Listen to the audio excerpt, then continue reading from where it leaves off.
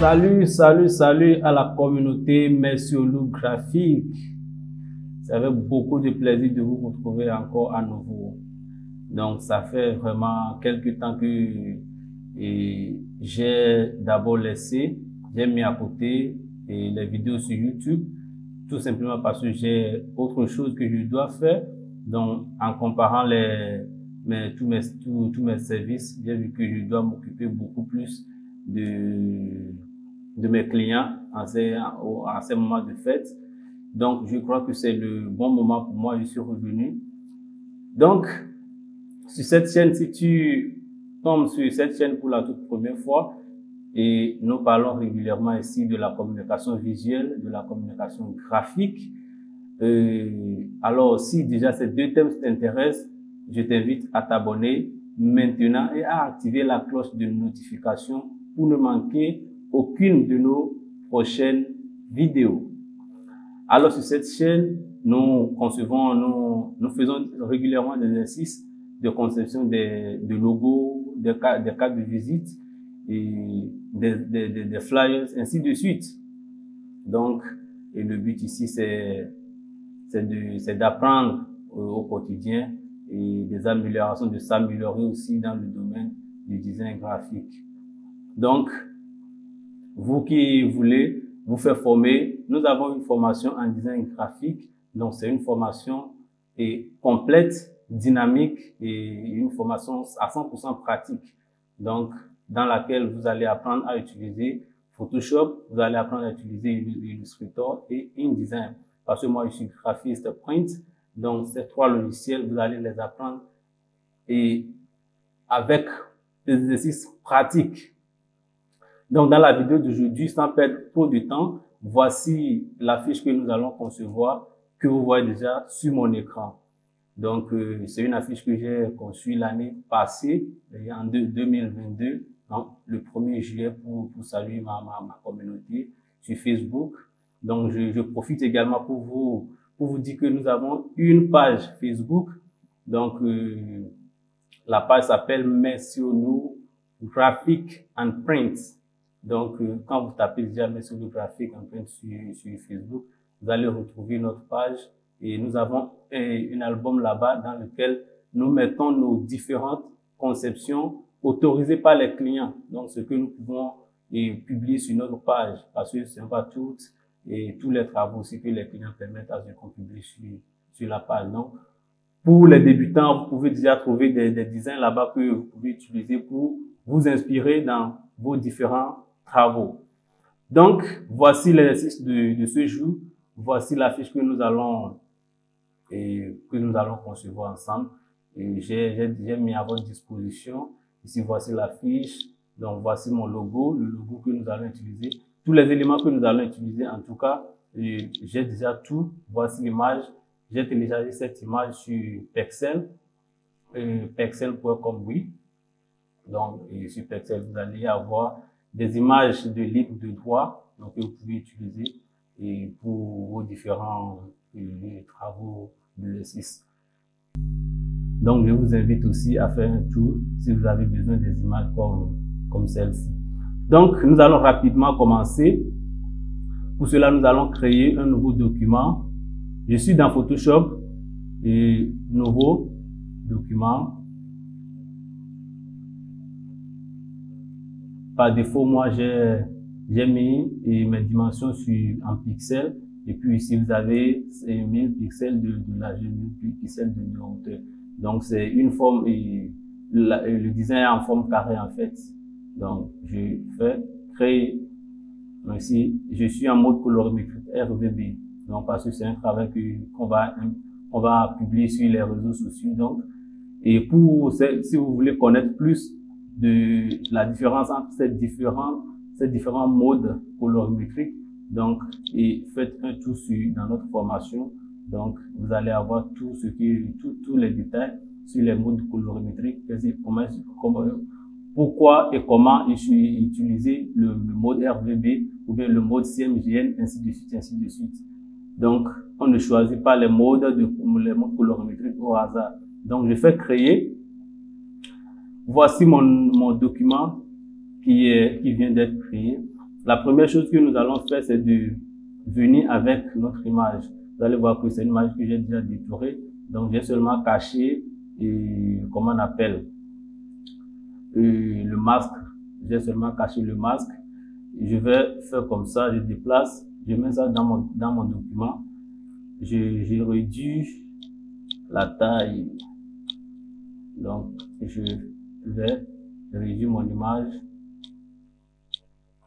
Donc, assurez-vous que vous avez une image et un objet dynamique ici. Donc, pour ne pas détruire la qualité de votre image en fait. Donc, j'ai adapté mon image à la taille de mon espace de travail, de mon plan de travail en fait. Donc, je valide. Qu'est-ce que je vais faire? C'est très simple. Je vais démasquer. Je vais démasquer comme ça. Et puis, j'ai mon image qui est détourée. Et j'ai pour vous, peut-être que je vais créer une nouvelle vidéo dans laquelle je vais vous montrer comment est-ce que vous pouvez parvenir à ce genre de détourage. Quand j'enlève l'arrière-plan, vous allez voir que mon image est détourée et grâce à ce masque de fusion. Donc, voici mon image. L'image est déjà là. Je viens dans mon document et le logo va venir en dernière position. Donc, voici la conception initiale. Je fais comme ça. Je peux juste copier. Donc, oui, je peux déplacer comme ça, tout comme je peux également double-cliquer sur le test. Je fais CTRL-C et je viens dans mon document de travail ici. Je vais prendre le petit test. Je clique. Je fais CTRL-V. Donc, je fais CTRL-V. Je peux agrandir mon test. Je mets le test comme ça. Je reviens ici. Je prends Welcome. Ce n'est pas ici, c'est plutôt ici. Non, je prends Welcome. Je suis en train d'utiliser les éléments que j'avais et que j'ai utilisés dans l'autre design pour ne pas perdre trop de temps en fait. Je ne sais pas si vous me comprenez. Donc, en tout cas, dans les commentaires, vous allez me dire si vous aimez cette manière de travail ou bien carrément on travaille, parce que moi, je ne veux pas que la vidéo soit aussi assez longue. Donc, pour permettre aux gens de pouvoir vite et pouvoir bien travailler. Donc, je vais juste copier, je sélectionne les deux calques de test Welcome. Donc, Welcome. Je sélectionne en maintenant CTRL. Donc, quand je prends le premier calque, je maintiens CTRL pour sélectionner le deuxième calque. Je déplace, je viens déposer dans mon nouveau document. Donc, je réduis à la taille de mon document, comme ça. Je fais comme je veux, comme ça. Donc, je vais revenir un peu sur les détails. Hein. Donc, quand vous voyez deux calques du même test comme ça, il y a un travail qui est effectué là. Donc, je vais revenir sur ça. Je viens sur July. Il y a July aussi, je crois bien, c'est deux. Je sélectionne également les deux calques, je les déplace. Ici. Je réduis comme ça. Ok. Je valide. Eh bien, je crois que les éléments, nous avons déjà tous les éléments de l'autre côté. Ce qu'on va faire maintenant, vous allez voir que ce qui est ici, par exemple, vous pouvez voir donc qu'il y a une superposition à ce niveau. Comment est-ce que j'ai parvenu à cela? Donc, voici notre image. Qu'est-ce que nous allons faire? Le test de July, ce que nous allons faire, c'est que il y a un test, il y a le premier test de July. Vous allez voir ici que c'est 0 fond. Vous allez voir ici que c'est 0 fond, accompagné d'un effet de contour. Donc, style de calque, de contour. J'ai ajouté un contour de 2 pixels. 2 pixels, couleur blanche, pardon. Donc, puis on valide. Et celui-là, nous allons mettre ça en dessus. Donc, si vous ne connaissez pas encore la manipulation des calques, j'ai une vidéo là, seulement que la vidéo est un peu longue. Dans ça, vous pouvez voir clairement comment gérer les calques dans Photoshop et aussi dans Illustrator.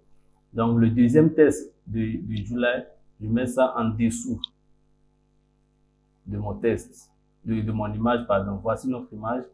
Le premier, July, qui a des faits de contour, est sur le calque de l'image, et le second qui a de fond. Vous pouvez voir quand je sélectionne, vous allez voir que le fond ici c'est à 100% et l'opacité également à 100%. Par contre, ce qui est en dessous n'a pas de fond. Le fond est 0, c'est pourquoi vous allez voir que l'intérieur est vide. Juste, nous avons mis un effet de contour. Et après cela, nous allons faire la même chose avec Welcome. Donc, Welcome, il y a ceci qui a des effets de contour blanc. Donc, nous allons le mettre comme ça. Et le deuxième, qui n'a pas de contour, mais qui a de fond, nous allons le mettre en dessous, comme ça. Et puis, vous allez voir que la même chose s'est réalisée. Ici, nous allons prendre notre test et c'est une citation. Nous allons tourner ça comme ça. Comme ça. Je crois que ça va.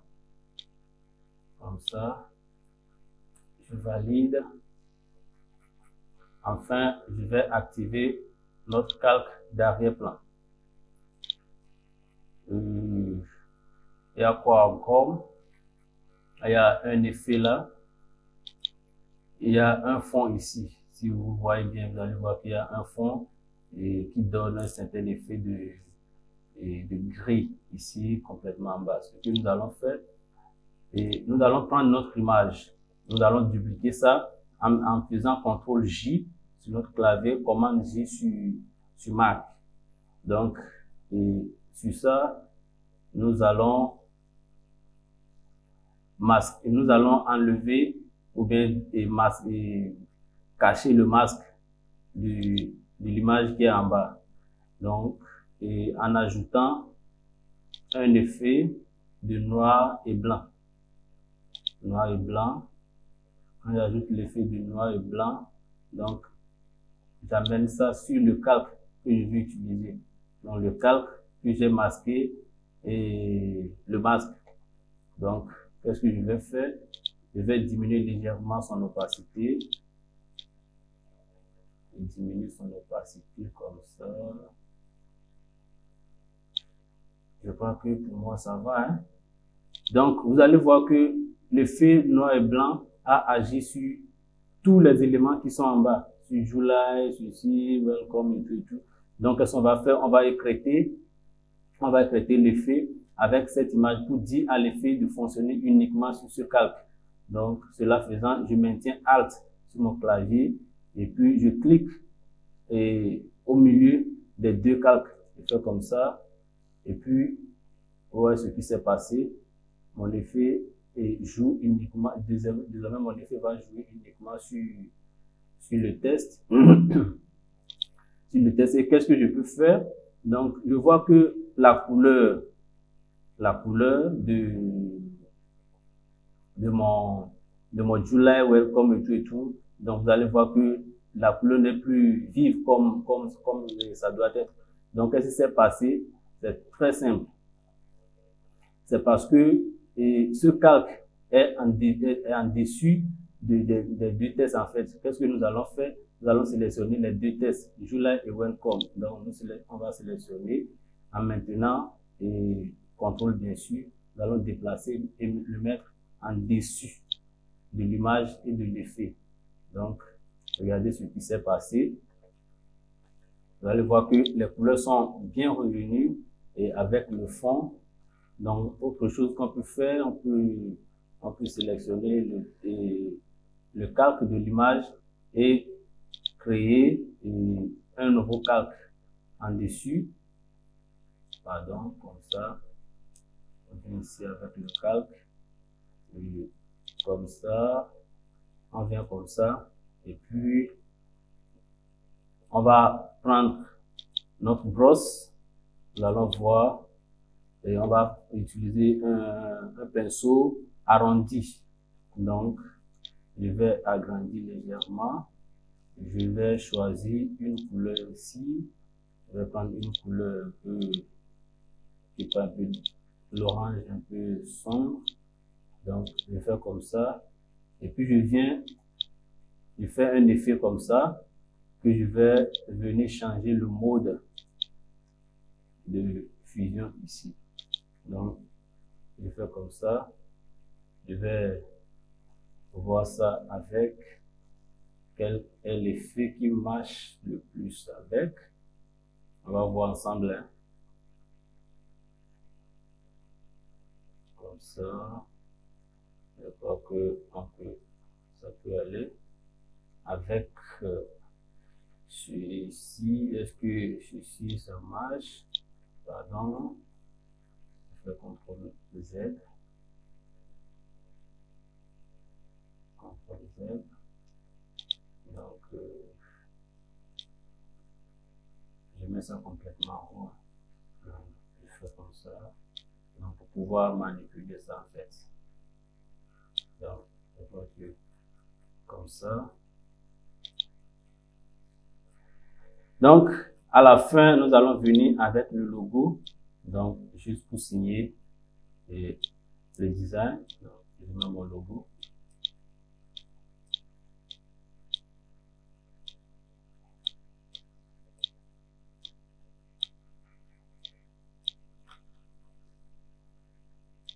Je mets mon logo comme ça. Je valide. Donc, je crois que nous avons fait le tout. Donc, ce qui suit maintenant, c'est juste de faire, il y a un petit test ici, désolé, il y a, on dit welcome to July. Je déplace, je viens ici avec, je peux mettre facilement comme ça. Donc, comme ça.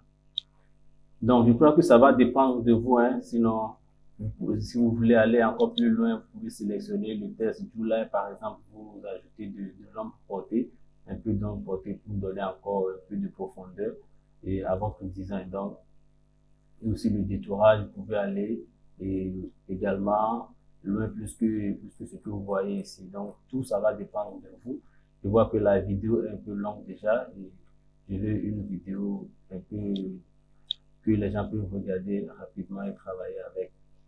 Donc, je crois qu'on a fait le tout. Si vous êtes une petite entreprise, bien de grande entreprise, et que vous êtes à la recherche de graphistes professionnels qui peuvent vous faire des designs comme ceci pour votre communauté sur Facebook, sur Instagram, ainsi de suite. Donc, nous sommes disponibles. Vous pouvez avoir mon numéro WhatsApp dans le lien de la description et dans la description de cette vidéo. Et puis, vous nous contactez et nous allons entrer dans le business. Donc, et si vous voulez également une formation en design graphique, comme j'ai dit au début de la vidéo, nous avons une formation en design graphique dans laquelle vous allez apprendre de manière pratique comment utiliser le logiciel Adobe Photoshop, Adobe Illustrator et Adobe InDesign. Donc, c'est une formation 100% pratique en ligne. Donc, il y a déjà assez de témoignages sur cette formation. Donc, n'hésitez pas à nous contacter. Dans la description, vous avez nos numéros. Vous avez également le lien pour accéder à notre catalogue sur Facebook. Donc, sur ce, je vous donne rendez-vous dans la prochaine vidéo. À bientôt.